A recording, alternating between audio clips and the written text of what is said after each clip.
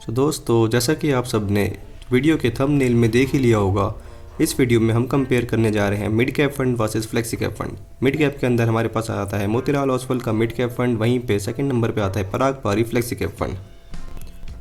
Friends, ये दोनों fund अपनी कैटेगरी के अंदर हमेशा टॉप 5 के अंदर बने रहते हैं, इसलिए हम लेके आए हैं इस बार आपको दोनों के बीच में द बेस्ट कंपैरिजन। तो इस वीडियो में हम जानेंगे दोनों ही फंड का ओवरव्यू, कितने रिटर्न्स रहे हैं पिछले 5 साल में, कितना रिस्क है दोनों फंड के अंदर, एंड आपके लिए कौन सा फंड सबसे अच्छा रहेगा। So hey guys, welcome back to my channel rich fund day, जहां पर हम आपको रिच बनाने के सारे फंडे क्लियर करते हैं। फ्रेंड्स, काफ़ी रिसर्च करने के बाद हमने आपके लिए इन्फॉर्मेटिव वीडियो बनाई है। So before starting the video I request you all to please hit the like button. आइए अब सीधे चलते हैं अपने स्क्रीन के ऊपर एंड स्टार्ट करते हैं। तो फ्रेंड्स, जैसा कि आप देख सकते हैं, लेफ्ट साइड में हमारे पास है Motilal Oswal mid cap fund and right side में पराग पारी फ्लेक्सी कैप फंड की कैटेगरी के अंदर बात करें तो Motilal Oswal mid cap fund आता है मिड कैप फंड कैटेगरी के अंदर, वहीं पे पराग पारी फ्लेक्सी कैप फंड हमारे पास come unders the flexi cap fund category. Friends, most of you knows flexi cap fund क्या होता है, लेकिन जिनको नहीं पता है उनके लिए एक बार फटाफट देख लेते हैं। So these are those fund that invest in companies of various size including large cap, mid cap and small cap। यानी कि ये फ्लेक्सी कैप फंड तीनों ही टाइप की कंपनी के अंदर इन्वेस्ट करते हैं, लार्ज कैप में भी, मिड कैप में भी एंड स्मॉल कैप में भी। फंड एज के बारे में बात करें तो mid cap fund Motilal Oswal mid cap fund को 11 ईयर्स हो चुके हैं मार्केट में आए हुए, वहीं पे पराग पारी फ्लेक्सी कैप फंड को ऑलमोस्ट 12 ईयर्स हो चुके हैं यहाँ पे। AUM के बारे में बात करें यानी कि फंड साइज, तो Motilal Oswal mid cap fund का है 27,000 करोड़ के आसपास, वहीं पे पराग पारी फ्लेक्सी कैप फंड का निकल के आता है 98,000 करोड़ के आसपास। यानी कि पराग पारी फ्लेक्सी कैप फंड का काफ़ी ज़्यादा AUM है as compare to the Motilal Oswal mid cap fund. आप देख सकते हैं डबल से भी ज़्यादा है। अब अगर हम रिटर्न्स के अंदर चलें, जो कि आप लोग सभी लोगों का सबसे फेवरेट पोर्शन होता है, तो 3 मंथ्स के अंदर Motilal Oswal mid cap fund ने दिया है 7.85%, वहीं पे पराग पारी फ्लेक्सी कैप फंड ने दिया है 6.5% ओनली।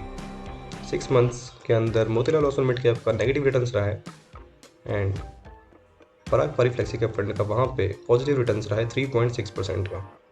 1 ईयर्स के अंदर 16.43% in the Motilal Oswal mid cap fund, वहीं पे पराग पारी फ्लेक्सी कैप फंड का 14.04। 3 ईयर्स के अंदर आप देख सकते हैं 34.15%, काफ़ी ज़्यादा बीट किया है इस compare to the 23.33% in the Parag Parikh flexi cap fund. And 5 years के अंदर तो बहुत ही 10% रिटर्न ज़्यादा दी है, 39.93% इन दी मिड कैप फंड, वहीं पे 28.89% इन दी Parag Parikh flexi cap fund.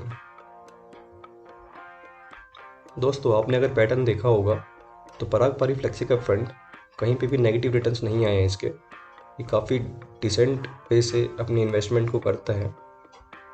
अब और यहाँ पे मिड कैप फंड के अंदर एक नेगेटिव रिटर्न भी आया है 6 मंथ्स के अंदर, क्योंकि आप जानते हैं मार्केट काफ़ी नीचे गिरा हुआ था अभी।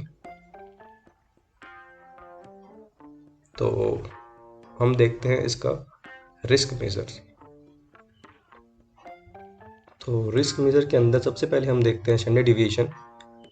सबसे पहले हम जानते हैं कि होता क्या है ये। स्टैंडर्ड डिविएशन का मतलब होता है that represents the riskiness of the mutual fund as a annualized percentage। यानी कि अगर आपका स्टैंडर्ड डिविएशन ज़्यादा है तो वो फंड ज़्यादा वोलेटाइल होगा, वहीं पे अगर वो कम है तो वो कम वोलेटाइल होगा, यानी कि उसमें लॉस एंड गेन्स कम होंगे। तो 18.75% है हमारे पास इसका Motilal Oswal mid cap fund का। एंड वहीं पे अगर हम बात करते हैं 10.24 निकल के आता है in the Parag Parikh flexi cap fund. तो देख सकते हैं 10.24 जो कि काफ़ी कम है comparing to the Motilal Oswal mid cap fund का 18.75। यानी कि मिड कैप फंड के अंदर काफ़ी ज़्यादा रिस्की है, इसके रिटर्न्स काफ़ी ऊपर नीचे होते रहते हैं। फ्लेक्सी कैप फंड के अंदर एक डिसेंट रिटर्न्स आपको टाइम के साथ मिलते रहते हैं।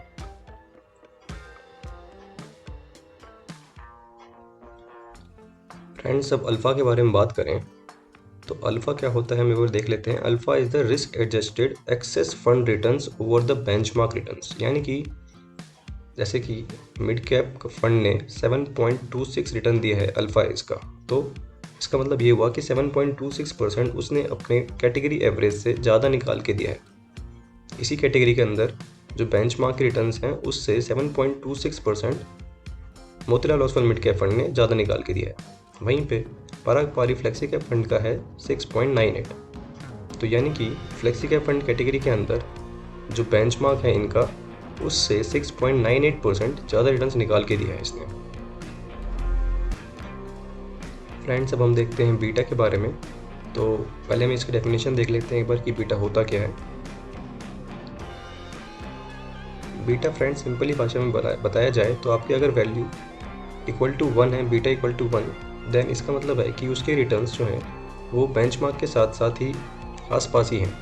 वहीं पे अगर बीटा की वैल्यू ग्रेटर देन 1 है तो this indicates the fund is more volatile than the benchmark, यानी कि वो वोलेटाइल ज़्यादा है, ज़्यादा रिस्की फंड है। वहीं पे अगर बीटा की वैल्यू लेस देन 1 है तो वो फंड लेस वोलेटाइल है देन द बेंचमार्क। एग्जाम्पल के तौर पे beta 1.25 mean the fund is 25% more volatile than the benchmark. I hope आप समझ गए होंगे बीटा क्या होता है। तो फ्रेंड्स 0.9% बीटा है Motilal Oswal mid cap fund का, वहीं पे 0.62% बीटा है पराग पारी फ्लेक्सी कैप फंड का। तो यानी कि 0.62 क्योंकि कम है एज कम्पेयर टू 0.9, तो इसके रिटर्न्स जो वोलेटाइल है ये कम है, मतलब कि इसके रिटर्न्स थोड़े डिसेंट रहेंगे comparing to the Motilal Oswal mid cap fund. Friends, आइए अब देखते हैं कि Motilal Oswal mid cap fund ने टॉप 3 सेक्टर कौन से हैं। तो बात की जाए टेक्नोलॉजी के अंदर 21.78% इनने इन्वेस्ट किया है इन टेक्नोलॉजी सेक्टर, 15.91% इनने किया है कैपिटल गुड्स के अंदर एंड 10.15% किया है इन दी सर्विसेज। वहीं पे हम बात करें पराग पारी फ्लेक्सी के फंड के अंदर तो 28.95% इनने किया है फाइनेंशियल के अंदर, 9.04% किया है सर्विसेज के अंदर एंड 8.38% किया है इन दी ऑटोमोबाइल। दोस्तों, एक बार हम देखते हैं इनकी टॉप 5 होल्डिंग्स कौन सी रही है। तो Motilal Oswal mid cap fund के अंदर परसिस्टेंट सिस्टम लिमिटेड के अंदर सबसे ज़्यादा इनने फंड मैनेजर ने इन्वेस्ट किया है अप्रॉक्सीमेटली 10.06%, जो कि काफ़ी है। एंड उसके बाद आप देख सकते हैं स्क्रीन के ऊपर 9.47 इन दी कोरफ्यूज, देन 8.0 इन दी कल्याण, 4.97 इन दी पॉलीकैब इंडिया लिमिटेड, 4.35% इन दी टिक्सॉन टेक्नोलॉजी लिमिटेड। बात करें पराग पारी फ्लेक्सी के फंड के अंदर तो सबसे ज़्यादा इनने इन्वेस्ट किया है 8.36% in the HDFC bank limited, वहीं पे 6.46% in the Bajaj holding and investment limited and 6.04 in the power grid corporation of the India, 5.8% in the Coal India and 4.5% in the ITC Limited। यानी कि इक्विटी के अंदर Motilal Oswal mid cap fund ने 67.9% के अपने shares को इन्वेस्ट किया है। वहीं पे पराग पारी फ्लेक्सी के फंड ने 73.68% के अपने पैसों को इन्वेस्ट किया है। और डेप्थ के अंदर बात की जाए तो 16.41% है in the Motilal Oswal mid cap fund and उससे कहीं ज़्यादा 23.89% इनने किया है in the Parag Parikh flexi cap fund. Friends, आइए अब हम देखते हैं कुछ फंड डिटेल्स दोनों ही फंड्स के। तो expense ratio in the Motilal Oswal mid cap fund is 0.7 which is slightly higher than the 0.62 of the Parag Parikh flexi cap fund. Exit load यहाँ पे आप देख सकते हैं 1% है in the Motilal Oswal mid cap fund, वहीं पे 2% है जो कि बहुत ही रेयर देखने को मिलता है आपको किसी भी फंड के अंदर, जो कि एक थोड़ा सा नेगेटिव पॉइंट है। पराग पारी फ्लेक्सी के फंड के अंदर 2% का इनने एग्जिट लोड लिया है and this will happen if you will redeem with in the 365 days, यानी कि अगर आप एक साल से पहले अपने पैसों को निकालते हैं, रिडीम करते हैं, अपनी यूनिट्स को सेल करते हैं तो आपको उसमें से 1% चार्जेस देने पड़ेंगे, वहीं पे 2% आपको देने पड़ेंगे इन दी पराग पारी फ्लेक्सी के फंड।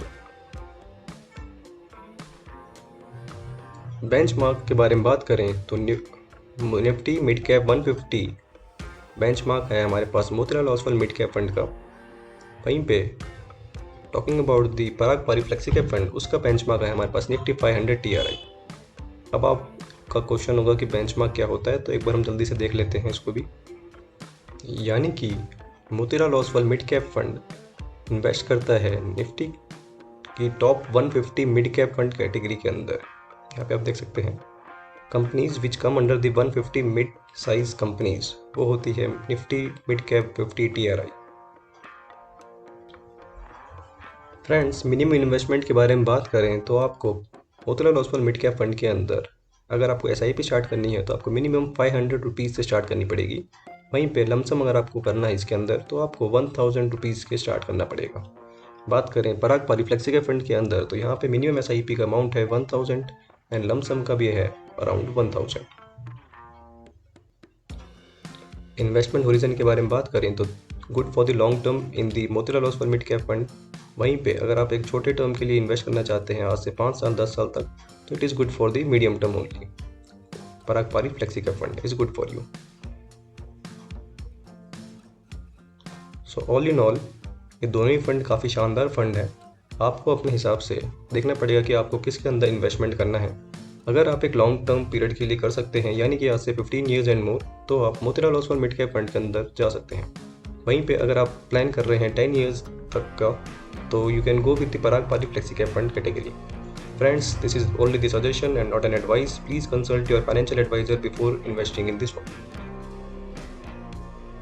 So friends, ये थी वीडियो आपके लिए the comparison between the Motilal Oswal mid cap fund versus the flexi cap fund of the Parag पारी।